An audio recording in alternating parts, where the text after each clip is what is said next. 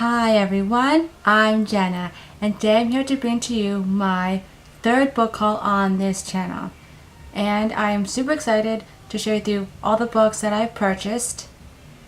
And some of them I purchased last year and just haven't mentioned on this channel, so I figured I would do that today. So let's dive into the stack of books, and the ones I'm going to be starting with are the ones that I bought last year. So the first book I want to talk about is History's All You Left Me by Adam Silvera. And this book is the second book that Adam Silvera has written, but the first book that I read of his. And I absolutely loved this book when I read it last year. And I'm not going to go and say anything else really about this book because I think I want to do a proper review of this book. But just know that this book is about this kid named Theo who has died and basically follows his ex-boyfriend and his current boyfriend who are dealing with the loss. But really it takes place from the ex-boyfriend's perspective, and each chapter alternates from the present to the past. So the chapters that are about the past delve into how Theo met his ex-boyfriend up until the current time, and the present are about how the ex-boyfriend has to deal with not only the loss of Theo, but Theo's current boyfriend and that whole situation. So that's the plot of this book, and now I'm going to read to you a little excerpt of this book so you can get an idea of this author's writing style. Today, Monday, November 20th, 2016. You're still alive in alternate universe, Theo, but I live in the real world, where this morning you're having an open casket funeral. I know you're out there listening, and you should know I'm really pissed because you swore you would never die. And yet, here we are. It hurts, even more because this isn't the first promise you've broken.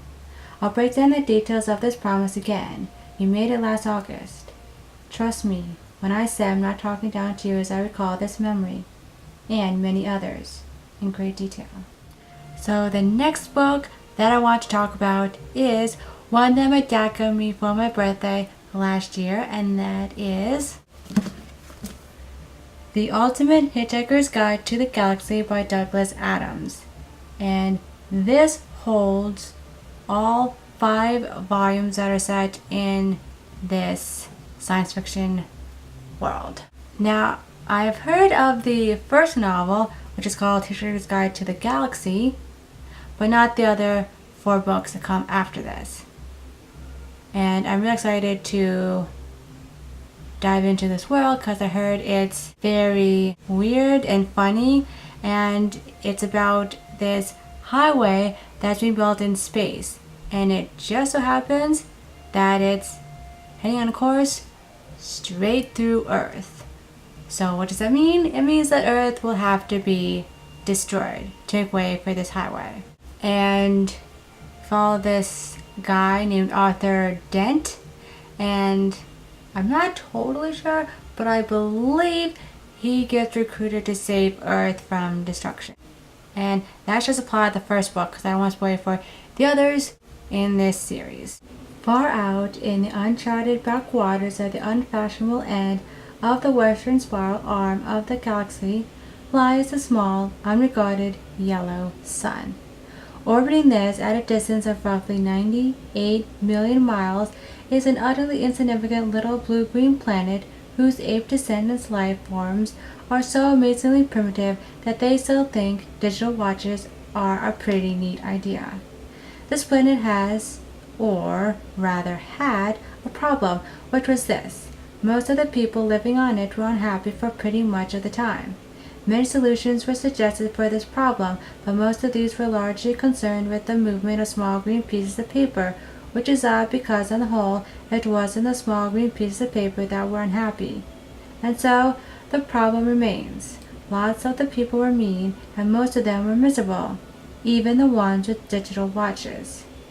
Many were increasingly of the opinion that they all made a big mistake in coming down from the trees in the first place, and some said that even the trees had been a bad move, and that no one should ever have left the ocean. The next book I have to share with you guys is the second book that is written by one of my favorite authors, and that is Jennifer Niffen's. And that book is Holding Up the Universe. And let's just take a moment to appreciate this simple but very gorgeous cover. Now, on to the plot. So, this follows two perspectives. One is a girl named Libby who is dealing with being overweight and also dealing with the fact that her mom has died. And the other is a boy named Jack who has recently got this new secret. And that secret is that he can't recognize faces.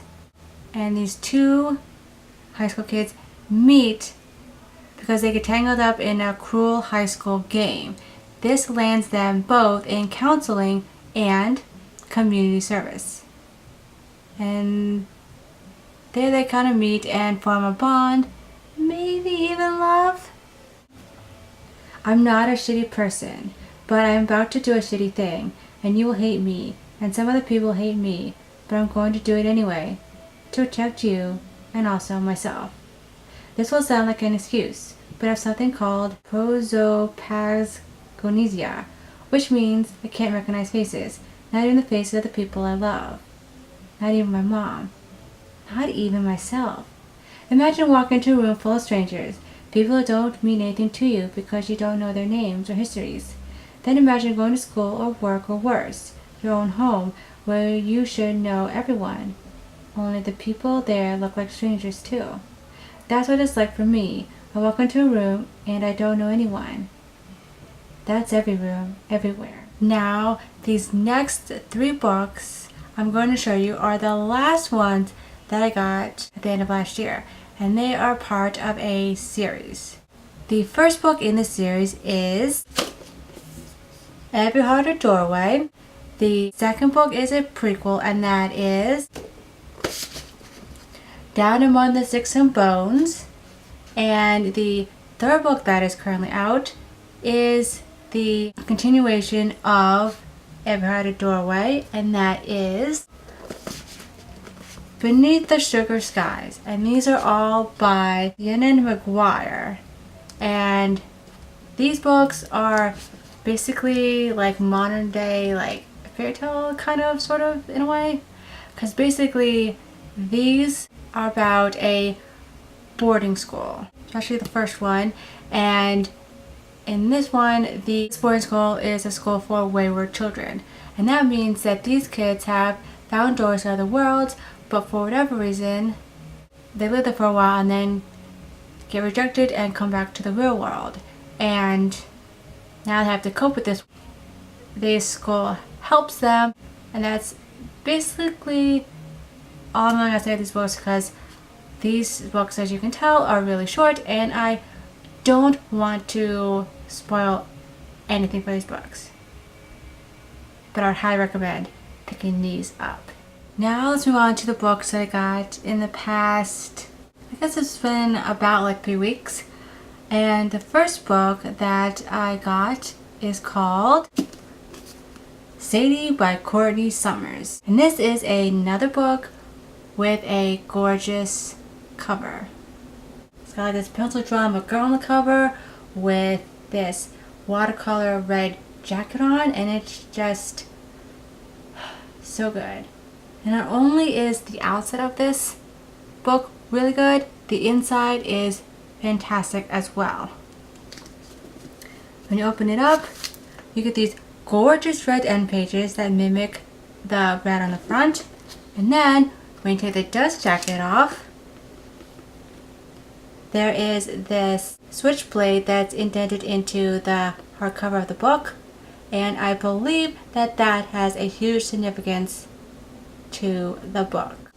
So now that we are done gushing about how the book looks, let's get into the plot of this story. Now this book follows two characters, and it's about a girl named Sadie, obviously, and she has run away from home because she is seek revenge on a person that murdered her younger sister. And unbeknownst to her, a popular radio personality, forget his name, Wes McCrae, is following her story. And so you can guess, the second story is from Wes McCrae's perspective, and it is set up as a podcast. And he's telling his audience through that Sadie's story and the stuff that he uncovers. And I just think that's a really cool format. I've heard many people talk about that that's the best way to absorb this audiobook format. I'm thinking that I might do that for this. It starts off with Danny Gilchrist saying this on their radio show. It's a beautiful day in the city. The sun is shining, not a cloud in the sky. Had a great lunch in Central Park, a chicken shawarma from the shawarma stop, which was overwhelmingly recommended to us by our listeners after last week's episode on NYC's Best Kept Secret. Thanks for that, you guys. It was so good. It just might be my dinner too. From WNRK, New York, I'm Danny Gilchrist, and you are listening to Always Out There. Today we're doing something new, something big. Today we're preempting your regularly scheduled episode of Always Out There to launch the first episode of our new serialized podcast, The Girls. If you want to hear more, you can download all 8 episodes. That's right, the entire season on our website. We're pretty sure you'll want to hear more. The next book I talk about is Scythe by Neil Shusterman. And this is one that I've been hearing a lot of good things about, especially from Reagan from Peru's project. And she has been talking about it recently and has really been the deciding factor that pushed me over the edge to buy this book. And I'm so happy I have it in my life. So this book is set in a world where there is no hunger, disease, war, and they have even conquered death. Now because of this, there are these things called Scythes, and basically they keep the population under control by killing people, or as they say, gleaning. And the book really kicks off when Citra or Kytra, don't really know how to say her name, and Rowan are chosen apprenticed to a Scythe. And they really don't want to, and it's about them maybe possibly rebelling, I'm not sure. I'm getting kind of disturbing vibes, so it sounds like they would do that and take it down, as you do in this open world. Now the next book I want to talk about is a book that I didn't even know was out. But when I saw it, when I went to Barnes & Noble, I knew I had to have it. And that is Bridge of Clay by Marcus Zusak. And this is the author of the very popular The Book Thief, which I have not read. But I have read his other book called The Messenger, and I love that one. And I'm really intrigued about this one because of the cool plot of the story. And I'm not going to try to summarize it. I'm just going to read it off the flap because it's a little complicated. Here goes. Here is a story told inside out and back to front. The 5 Dunbar brothers are living with their pets in the perfect chaos of a house made by their own rules. Today the father who walked out on them long ago walks back in. And so Life of Clay, the quiet one with a harrowing secret, is about to change forever. He is the one who will build a bridge for his family, for his past, for his greatness, for his sins. A miracle and nothing less. From a grandfather whose passion for the ancient Greeks still lights up their lives, to a mother and father who fell in love over a mislaid piano, to the present day where 5 sons laugh and fight and reckon with the adult world. So that is the plot of this book.